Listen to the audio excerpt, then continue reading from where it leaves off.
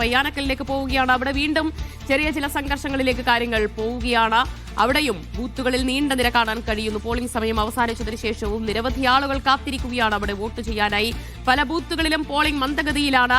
അത് ആളുകൾക്ക് വോട്ട് ചെയ്യാനുള്ള ഒരു സമയം അത് വൈകിപ്പിക്കുന്നതിന് കാരണമാകുന്നു എന്ന പരാതി ഉയർന്നു വരുന്നുണ്ട്. അവിടെ ഇപ്പോൾ കൂടുതൽ പോലീസ് ഉദ്യോഗസ്ഥരൊക്കെ അവിടെ എത്തിയിട്ടുണ്ട്. ഈ സംഘർഷ സാധ്യത കണക്കിലെടുത്ത് തന്നെയാണ് ആളുകൾ അവിടെ എത്തിയിട്ടുള്ളത്.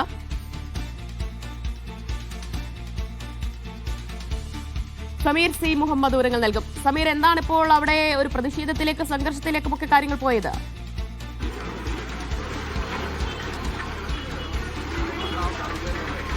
ദിവ്യ, പയ്യാനക്കൽ സ്കൂളിലുണ്ടായ സംഘർഷവുമായി ബന്ധപ്പെട്ട് CPIM പ്രവർത്തകനായ ശ്രീനിവാസനെ അല്പസമയം മുമ്പ് പോലീസ് അറസ്റ്റ് ചെയ്തിരുന്നു.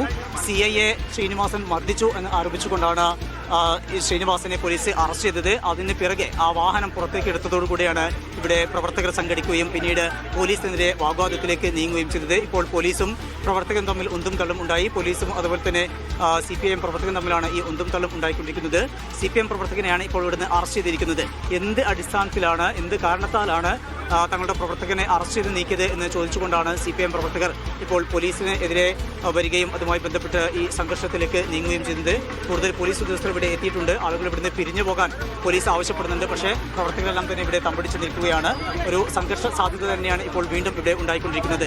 നേരത്തെ ഉണ്ടായ സംഘർഷത്തിന്റെ ഒരു തുടർച്ചയായിട്ട് തന്നെയാണ് ഈ സംഭവം ഉണ്ടായിക്കൊണ്ടിരിക്കുന്നത്.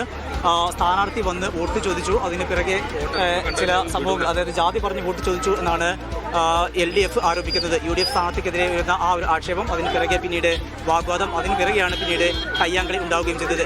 ഇപ്പോൾ ഇതുമായി ബന്ധപ്പെട്ട് ആണ് പിന്നീട് ശ്രീനിവാസനെ പോലീസ് അറസ്റ്റ് ചെയ്ത് നീക്കിയത്.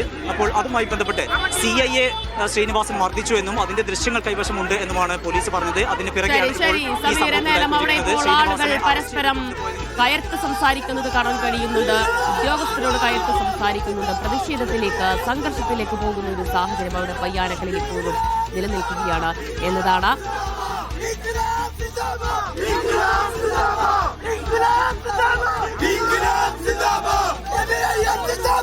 സമീർ, വോട്ട് ചെയ്യാൻ കഴിയാത്തവർ പ്രതിഷേധിക്കുകയാണോ? പോലീസ് പറയുന്നത് CIA മർദ്ദിച്ചു എന്നാണ്. അങ്ങനെ എന്തെങ്കിലും CIA മർദ്ദിച്ച CI വീഡിയോ കാണിക്കട്ടെ. CIA ഒന്നും മർദ്ദിച്ചിട്ടില്ല.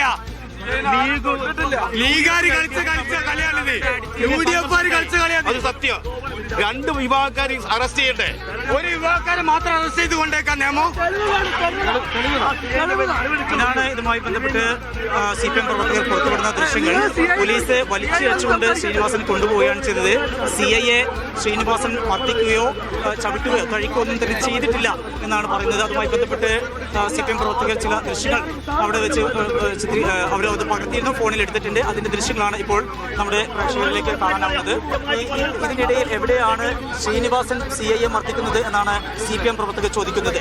അതിനകത്ത് ആ ദൃശ്യങ്ങളൊന്നും CIA മർദ്ദിക്കുന്നത് കാണാനാകുന്നില്ല എന്നുള്ളതും ശ്രദ്ധേയമാണ്. എന്തായാലും വ്യക്തമായ നടപടി എടുത്തേ പറ്റും.